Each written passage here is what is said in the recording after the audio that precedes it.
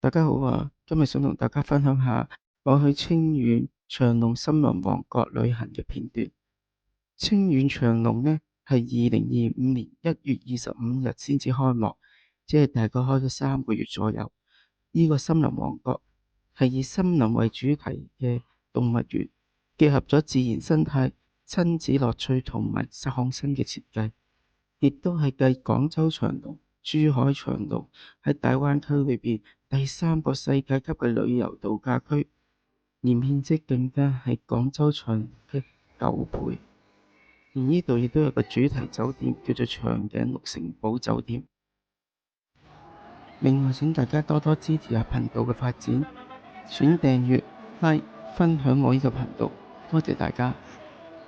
入到去長隆裏邊，我哋首先去睇下啲雀仔先。見到呢隻大嘴鳥，個嘴巴係黃色。另外見到好多鸚鵡都好較近人，冇圍欄攔住嘅。而職員亦都會講解下鸚鵡一啲特色，亦都鼓勵下你哋俾錢去餵鸚鵡啦。當然，我好大聲同嘗試同啲鸚鵡溝通，講 hello hello，但係都係冇乜反應。呢一隻非洲灰鸚鵡都幾得意。而呢一隻綠色嘅鸚鵡就比較常見，但係佢哋都係唔識講嘢嘅。我哋行到另外一邊就見到啲美洲紅鶴，哇！啲顏色真係好鮮豔。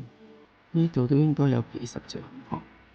我印象中好似九龍公園都會有呢啲嘅紅鶴，但係數目就冇呢度咁多。另外呢邊仲有啲叫做樹獺嘅，呢隻樹獺淨係黏住喺棵樹度。懶到呢，要瞓喺度俾啲職員去餵嚟食。我哋行到另外一邊，又見到一啲好大隻嘅陸上龜。呢一個類似繩網嘅遊戲，都見到好多小朋友喺度玩，而且個地方面積都好大。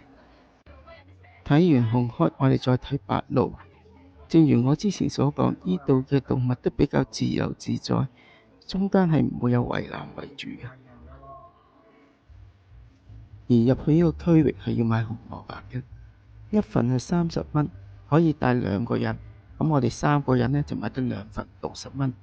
裏邊可以餵飼嘅動物包括羊駝、袋鼠同埋鹿。職員表示唔會限制大家嘅餵飼時間，所以大家就算餵晒所有嘅紅蘿蔔，依然可以逗留喺呢個區域，同啲小動物互動一下。同廣州長隆一樣，呢度都有個蒸汽小火車，可以遊覽觀看一啲比較大型嘅動物，譬如犀牛、斑馬等等。離遠就見到一個好大嘅摩天輪，非常之壯觀。我哋一陣間都會上去。仲有呢個長頸鹿嘅轉轉下，都非常之吸引喎。由於蒸汽小火車要等成2個鐘頭，所以我哋就冇坐到。樂園亦都提供另外一隻車俾大家近距離觀看動物，但係每位收費要160蚊，所以我哋都係冇搭到。我哋離遠都見到一啲比較大型嘅動物，有斑馬同埋牛羚。我哋係行到動物園嘅一邊，見到有好多嘅長頸鹿，當然大家亦都可以買一啲葉去餵佢啦。呢度嘅長頸鹿都非常之自在，能夠喺呢個咁大片嘅草地度行來行去，見到呢一對長頸鹿一雙一對咁樣行，而且步伐係好一致嘅，望落去都覺得幾得意下。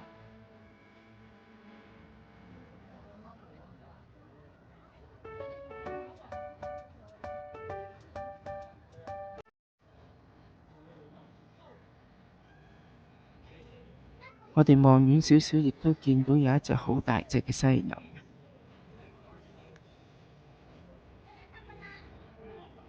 行到另一邊都見到2隻獅子喺度，悠悠閒閒咁坐喺度。另一邊就有4隻獅子喺度，佢哋都趴咗喺度，似乎好攰咁樣。由於太熱嘅緣故，呢隻獅子都匿埋喺有陰嘅地方度乘涼。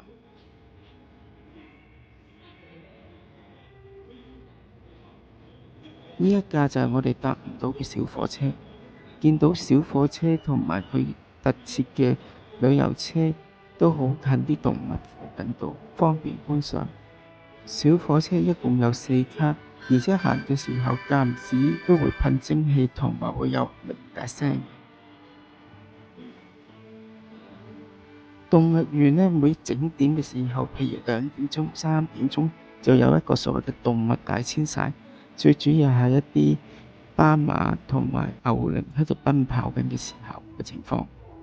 其實動物大遷徙係指動物喺季節性基礎上嘅長距離運動，主要係基於交配繁殖嘅原因啦，或者揾食物嘅原因而進行動物大遷徙嘅。我哋繼續向前行，就見到有一啲鴕鳥同埋一啲羊仔喺度行。嚟動物園點少得大象啊？呢就係一個非洲大笨象。遊客亦都可以向職員買一啲食物去餵飼呢啲大笨象。非洲象係陸上最大嘅哺乳類動物，已被列入世界自然保護聯盟瀕危品種紅色名錄。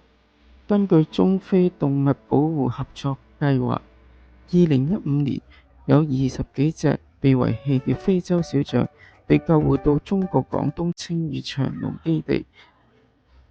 從2022年開始，大象嘅2代陸續出世，直至2024年嘅8月，清遠長隆基地已經成功繁殖10隻小象，建立咗持續壯大嘅非洲象群族。畫面所見嘅呢一隻非洲大笨象都非常之壯健，兩邊嘅象牙都相當突出。由於我哋要保護大象，所以而家嘅象牙貿易差唔多全面禁止咗嘅。一路向前行，我哋仲見到幾隻金絲猴。行前少少又見到一啲牛羚。睇完動物，我哋最後就去到摩天輪嗰度啦。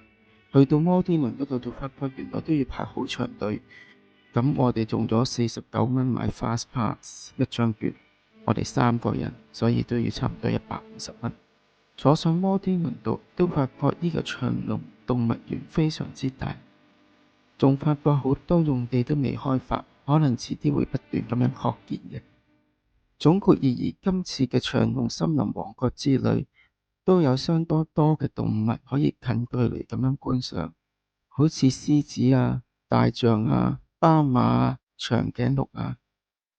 另外仲有啲圍欄冇圍住嘅動物，好似啲鸚鵡啊、袋鼠啊、羊駝啊，可以近距離咁樣接觸小動物，都相當之唔錯嘅經歷。最後多謝大家收看，希望大家收看之餘都撳下讚、留言同埋 subscribe 我嘅 channel 啊！多謝大家，我哋下次再見，拜拜。